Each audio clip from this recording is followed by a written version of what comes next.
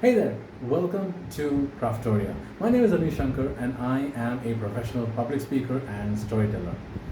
I created this channel because I'm an enthusiast in public speaking and I want to share some tips and techniques on how other people, you the viewer, can improve on those skills. Today we're going to talk about a specific topic that I get as a query often. I've selected my topic, but I really can't think of anything. How do I actually write a speech? Right? And so in our last video, we saw how we can select topics. Right? Topic selection was the theme of that one. In this one, I want to focus on how do you actually build out your speech, right? And so we start with the brainstorming phase. So in the brainstorming phase, what we do is we use a technique called mind maps. And the technique in mind maps is where you start with a central idea or theme. You just start with one word. It will be like technology, and then you map out what are the associations you have, word associations with that word technology.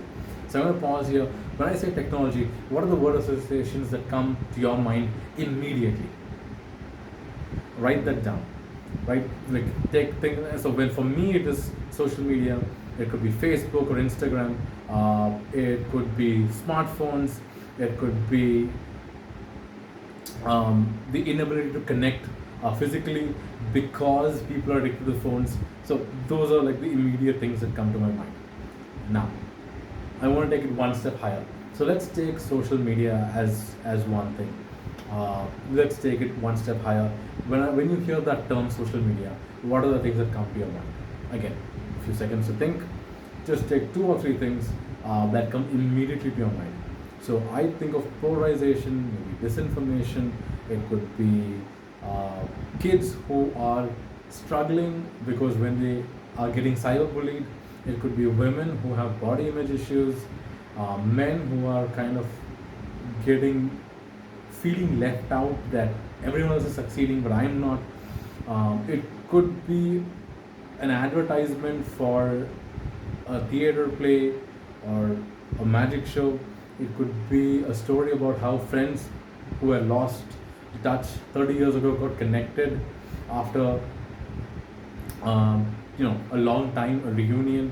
It could be how someone's actually having a heritage drive or a clean your city drive and is using social media to promote it. So social media has the set of good and bad things, and at least for me, and I'm sure you would have a list of things as well. So now that you have this, try and go one step higher. So if it's something like if it's a positive, what was that instance that you saw on social media where you attended maybe a theater play and we met a group of people who are like-minded like you, a book club or something like that, and how was it positive? If it is the negative side, give an example of how, say, someone someone a child or your friend had an issue because they interact on social media. They maybe got the wrong ideas, beliefs, and that led to something bad or tragic. So now you have a third level. And so suddenly you start with something like, oh, I'd like to speak about technology. You zeroed in on maybe something like smartphones, or maybe it could be gaming or social media. And then you can go to the next level, the good, the bad, and then specific examples. So from something like an idea, you have you have a list of things that you want to speak about. So you use a technique called PREP. So prep, point, reason, example, point. So make a list of all the points you've got. Try and expand on them. Ideally, it has to be connected. So, but we're not looking at that right away, right? We first want a list of points. It could be a point could be the increased use of social media is creating distances between people in real life. Right, that could be a point. Now, reason. Because we tend to use our phones for everything, we have become used to, say, something like one-touch ordering.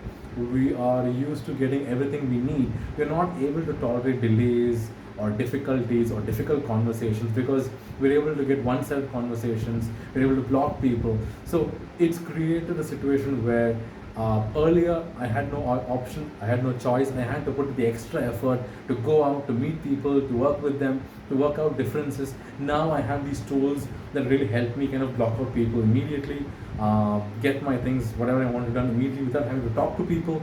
So that is kind of stunting my social skills.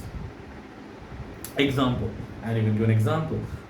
The day I had to go to a railway station to book out a ticket, and you were navigating the queue, maybe you stood in the queue, you met someone, you formed a new relationship, you heard stories, something like that. Nowadays, none of that is there. You're just sitting at home, you're just scrolling through endless news articles and items, or maybe you're watching someone's Instagram page and looking at their photos of their vacations, and you're just feeling like my life is not great. So that's an example. And so then the final P of the PREP is that you reinforce. Hence, this is why social media is creating distances between people, between communities, and we need to avoid it, reduce it, manage it, so that we can build those skills again. So you reinforce the point. So PREP, point, reason, example, point. Once you have this for 2 to 3 different points, see what the thread is. Can you connect the different points? Because ideally you need to structure a speech logically. So now, of course, in my example, my entire speech, how social media is creating distances between people or communities is in itself a speech. So in this case, the point would have subpoints. Point, subpoint 1, subpoint 2, subpoint 3. It could be different instances, or like ideas supporting the main point, and then reasons and examples for each of the subpoints. So using PREP will help you start to take something that is a one-line statement and convert that into an outline of a speech.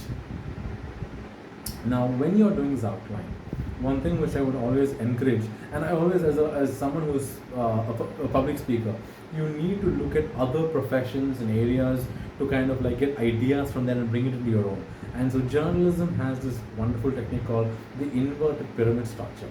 And in the inverted pyramid structure, what you do, and that's because when newspapers were having newsprint, like essentially printing things on paper, the space, real estate was at a premium. So it was important that, and that's why you see the headlines of news articles is like, if you read nothing else, the headline should explain to you what the thing is. And the first few lines of a newspaper article will exactly tell you what you need to know.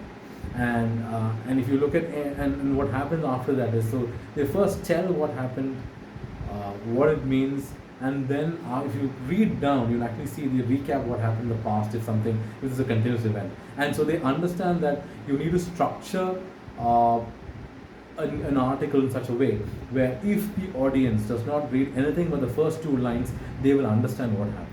And so it is useful to also bring that in public speaking. If the audience does not hear anything else, what are the first few lines that you need to write within the first 30 seconds that contain the critical message of the speech?